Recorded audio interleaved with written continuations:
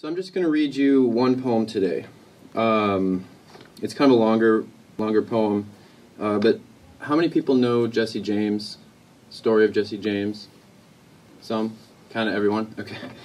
So I'm from this small town in southern Minnesota where every year they put on this event called Jesse James Days, which is kind of like a festival celebrating this bank robbery that the James gang attempted and failed to pull off on the downtown bank. They were kind of like chased out of town, gunned down. Some people were killed or captured over the next couple of years, and it was kind of the demise of the gang.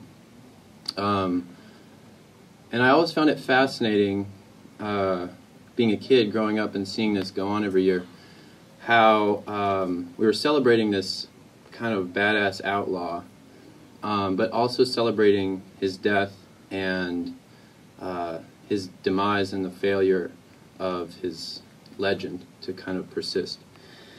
So this poem is about that town, about that event, and it's also an epistle poem, in other words, a letter to my brother.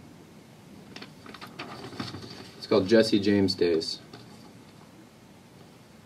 I'm trying to imagine us back to our origins, sketching the Friday night dump truck in Moorhead, shoplifting soft packs of Camel Lights, riding our boards through the rodeo crowds at the fair, searching the beer tent for half-finished bottles of High Life, for cigarette butts in the ashtrays, for lighters, for dime bags and dollar bills left on the tables, for anything other than home.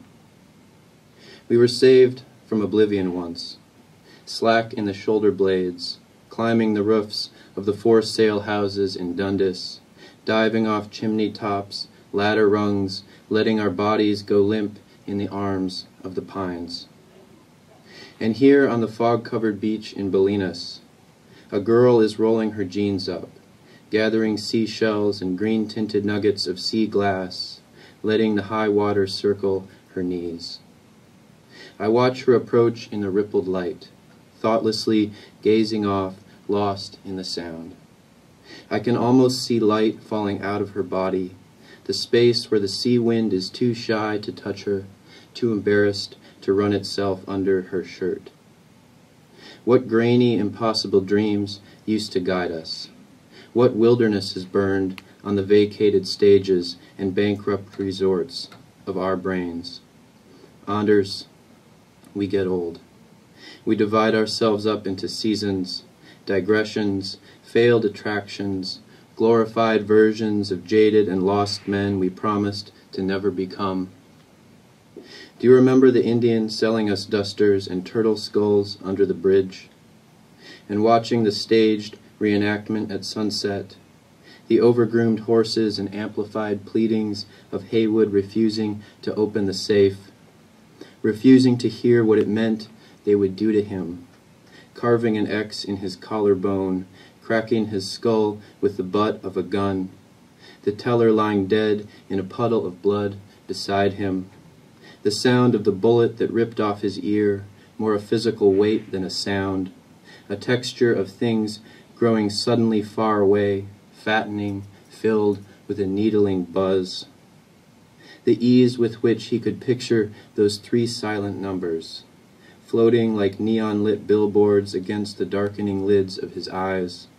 Really just simple abstractions, marks on a chalkboard, lines in a ledger that nobody else, besides himself and the wealthy proprietor who sometimes stopped in on Sundays with his twin boys to look at the weekly reports, could read. Do you remember the way the horses were trained to carefully lower their heads, to give us the softest part of their jaws, regardless of whether we carefully touched them or offered them handfuls of grain?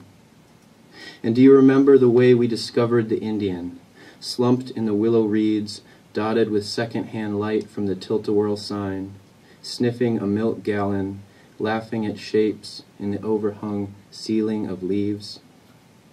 How we were able to recognize the irony even then. And even more than the irony, the inevitability of all things defined by their pasts, by duties that outlive the vanishing crowds, their instruments measuring dust. And how you approached him again as a stranger, and sat at the base of the willow tree, pressing your nose to the out-held mouth of the jug. And the river crawled off in a fever of lights, and the music was suddenly clear. Anders, come rest with me here in the shore grass, watching the college boys paint the gazebo, the endless advance and retreat of the sea. Enough of these whispers and delicate symbols, these crab shells and wind-whitened rails of sand. I want you to walk with this young girl in silence, speak to her only in footprints, in subtler signs she can read in the foam. Explain to her how we erase ourselves knowingly, hands outstretched to the sound of it passing us, letting the riders ride in. The way you became this ridiculous whisper, the sky growing vague in a cover of fog, whatever description, assemblage of passages, memories left to the dead. And what do we feel now, watching the years float slowly by, as if in the skin of another man? What do we find in the comfort of time's absent shadow, shooting our guns at the city-born crows, chucking our bricks at the immigrant carp in the backwater next to the dam? Look, we are losing ourselves to the waves, faltering after it, claiming or trying to reclaim the inventions, wishing for, naming the magic away. Tell me, what fissures, what twinkling dimples of light came spiraling out of your face, as the cries of the fairgoers danced on the water, and the actor who played Jesse James for the weekend went down to the beer tent, took off his holster, his button-up chaps, his handgun that only shot blanks, and danced to the fiddle and lap steel guitar, to the rhythmless crowd, and the hollowed-out sound of the bullet that still seemed to ring in the streets, that will ring there forever, in the unopened vault, and the scattered remains of an ear. Thank you.